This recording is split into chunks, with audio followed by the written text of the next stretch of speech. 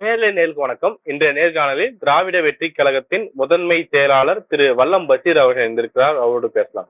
வணக்கம் தோழர். வணக்கம். வேட்பாளர்கள் அறிவிக்கும் போதே திருமாவளவன் அவர்கள் தானும் போட்டியிடுவதாக அறிவித்திருந்தாரு. ஆனா இப்போ சமீபத்துல பார்க்கும்போது தான் போட்டியிடவில்லை, அதற்கு மாறாக இளைய பெருமாளுடைய மகனான ஜோதிமணி அவர்கள் போட்டி போடுவார்னு சொல்லி அறிவித்திருந்தாரு. ஏன் இப்படி திரும்ப மாற்றி மாற்றி பேசுகிறார் அப்படிங்கிற குற்றச்சாட்டு வந்திருக்குது. கூட்டணியின் அழுத்தமா இல்ல கட்சிக்குள்ளேயே இருக்கிற அழுத்தமா அப்படிங்கிற கேள்விகள் பல கேள்விகள் சுத்திட்டு இருக்குது. எப்படி பாக்குறீங்க தோழர்? இந்த கூட்டணியில அழுத்தமா இருக்கணும்ன்ற என்ன அவசியம் இருக்கு? நீங்க இளைய பெருமாள் மகனை வேட்பாளரா போடுங்கன்னு கூட்டணியில யாராவது சொல்லிட்டாங்க? அந்த ஆங்கிள் இதை புரிஞ்சுக்கணுமா? அப்படிக்கு ஏதாவது முகாந்தரங்கள் இருக்கா? இடங்களை கொடுத்ததோடு கூட்டணி கட்சியினுடைய தலைமையாக இருக்கிற திராவிட முன்னேற்ற கழகத்தினுடைய பணி நிறைவு பெற்றுச்சு.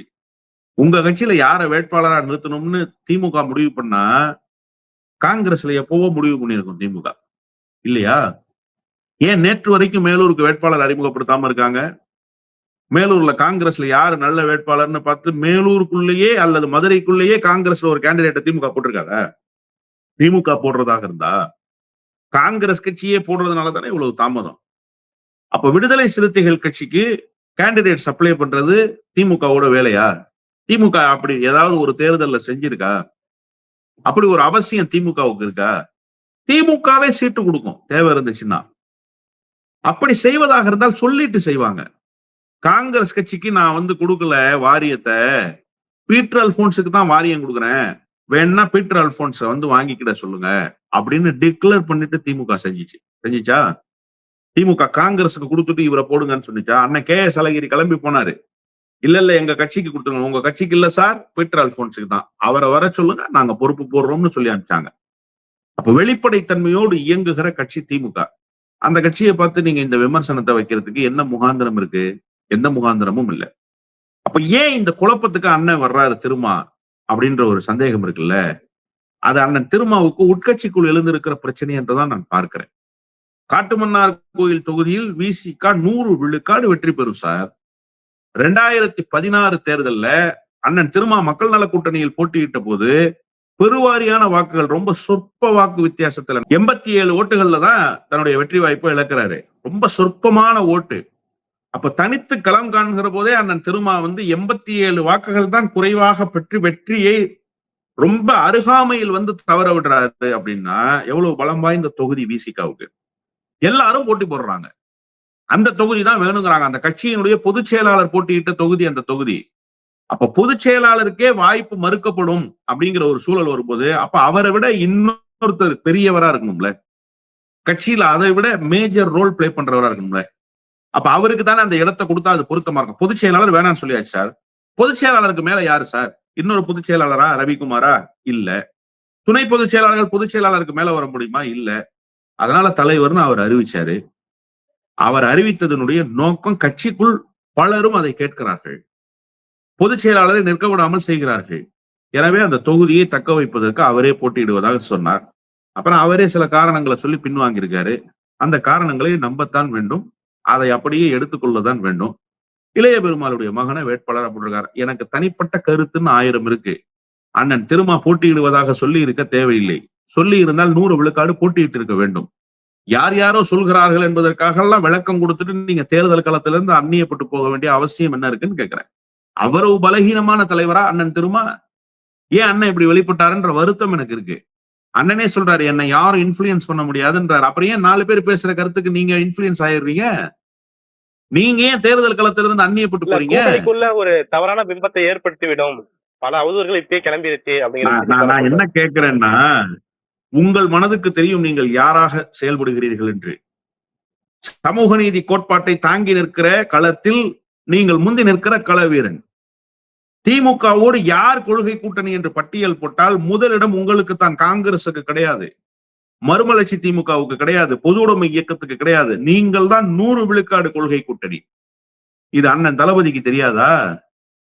நீங்க ஏன் அச்சப்படுறீங்க? ரோட்டில் போகிற வருகிறவர்கள் எல்லாம் விமர்சனத்தை வைப்பார்கள் என்பதற்காக விமர்சனத்துக்கு ஆட்படக்கூடிய மனிதராகவா அண்ணன் திருமா இருக்கிறார்? அவர் ஆட்பட்டு விட்டார் என்பதுதான் எனக்கு இருக்கிற வருத்தம். பின்வாங்கி இருக்க தேவையில்லை. ஆனால் ஏதோ ஒரு காரணத்துக்காக பின்வாங்கி இருக்கிறார். அந்த காரணத்தை அவர் ஊடகத்தில் தோன்றி சொன்னார். அந்த காரணம் ஏற்புடையதாக எனக்கு இல்லை. நான் தனிப்பட்ட முறையில் அண்ணன் திருமாவை நேசிக்கிற தம்பி என்கிற அடிப்படையில் எனக்கு அதுல உடன்பாடு இல்லை. ஆனா அவர் தலைவர், அவருக்கு 1000 கருத்துகள் இருக்கும். அதை செயல்படுத்துவதற்கு 5000 செயல்பாடுகள் வரும். அதன் அடிப்படையில் அவர் செயல்பட்டிருக்கிறாரு. இது அவர் கட்சியினுடைய விவகாரம். அப்படியே கடந்து செல்வது நல்லதுன்னு நான் நினைக்கிறேன்.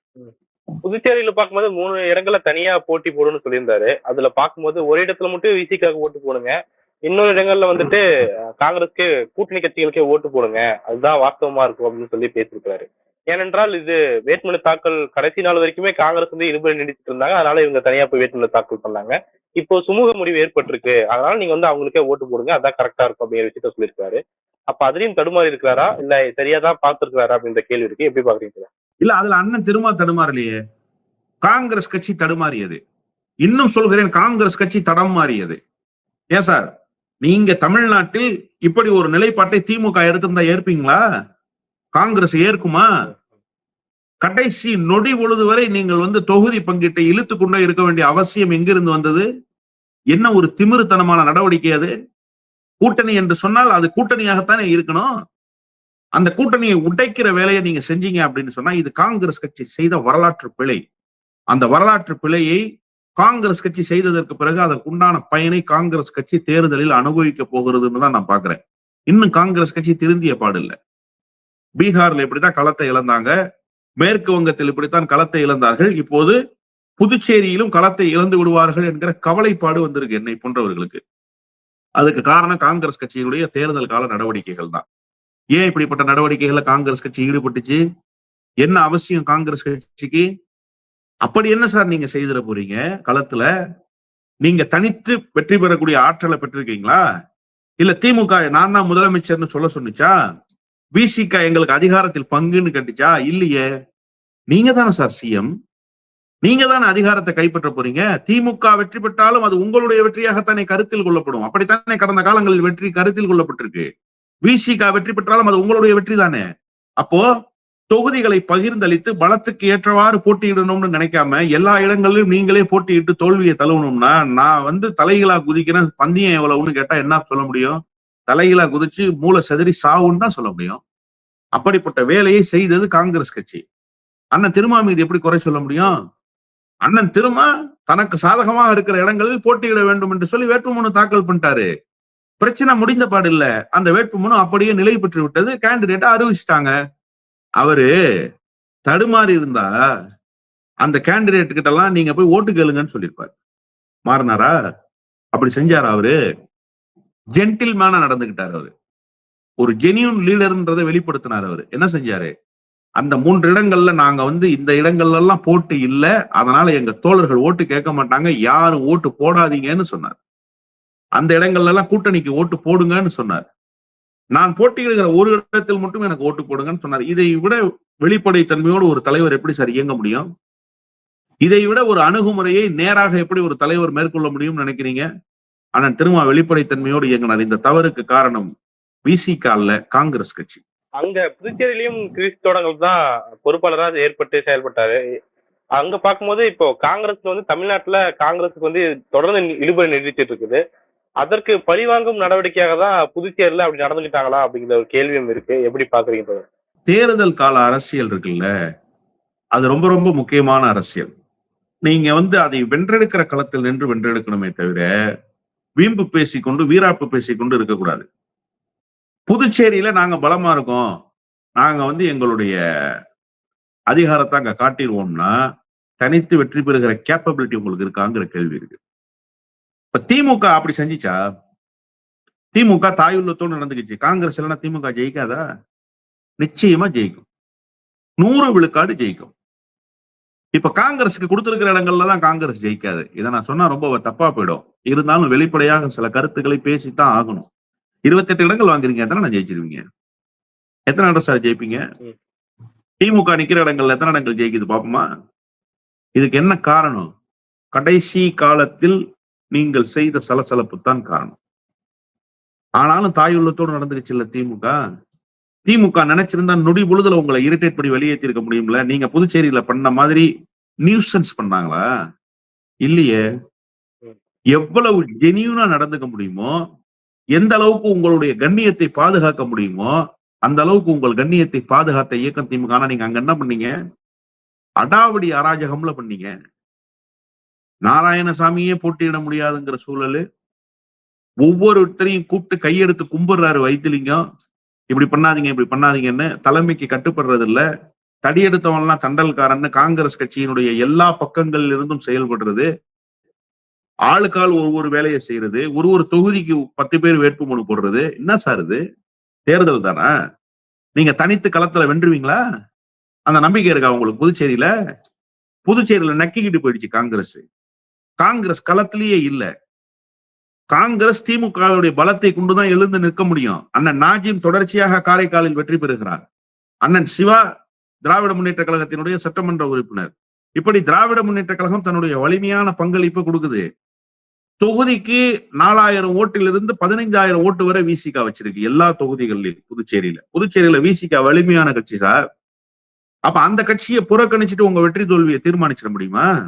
அவர்களுடைய வாக்குகள் உங்களுக்கு தேவை இல்லையா? அவங்களையும் நீங்க அவமானப்படுத்துனீங்களே. அப்ப அதற்கு இது பழி வாங்குற செயல்னா உங்களுடைய வியூகம் எவ்வளவு கேவலமானதுன்னு நான் கேட்கிறேன். காங்கிரஸ் கட்சியினுடைய வெற்றிக்கான வியூகமா அல்லது வீம்பு பேசுவதற்கான வியூகமா? நீ பெரியாளா நான் பெரியாளான்னு கேட்கறதா பெருசு? நான் பெரியாளா ஆகுறது தான் பெருசு. களம் அப்படித்தானே சார் இருக்கணும். புதுச்சேரியில் திமுகவை கொஞ்சம் மென்மையாக அனுசரித்து விசிகாவோடு சலசலப்பு இல்லாமல் இந்த மாதிரி அசிங்கப்பட்டு கேவலப்பட்டு போகாம காங்கிரஸ் கட்சி இருந்திருந்தா காங்கிரஸ் கட்சி மீண்டும் அரியணை ஏறுகிற வாய்ப்பை பெற்றிருக்கும். நீங்க திமுகவை என்ன சங்கடப்படுத்தினாலும், கூட்டணிக்குள்ள என்ன சலசலப்பை உருவாக்குனாலும் திமுக என்ன தேர்தலில் தோத்து போயிருமா? தேர்தல் களத்தை இழந்துருமா? 100 விழுக்காடு கிடையாது. இப்ப நஷ்டம் யாருக்கு?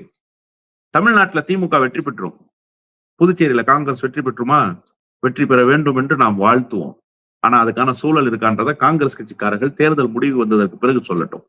அப்ப இழப்பு காங்கிரஸ் கட்சிக்கு தானே தவிர திமுக இல்ல. அப்போ இங்க காட்டியதை நாங்க அங்க காட்டிட்டோம். காட்டுங்க. தேர்தல் முடிவு வந்ததுக்கு பிறகு நீங்க எங்க இருக்கீங்கிறத இந்த நாட்டு மக்கள் காட்டுவாங்கல்ல உங்களுக்கு. அப்ப தெரியும் காங்கிரஸ் கட்சியினுடைய லட்சணம் என்னன்னு. பல்வேறு முக்கியமான விஷயங்களை பகிர்ந்தீங்க தோழர். உங்களுடைய நேரத்துக்கும் கருத்துக்கும் மிக்க நன்றி. நன்றி.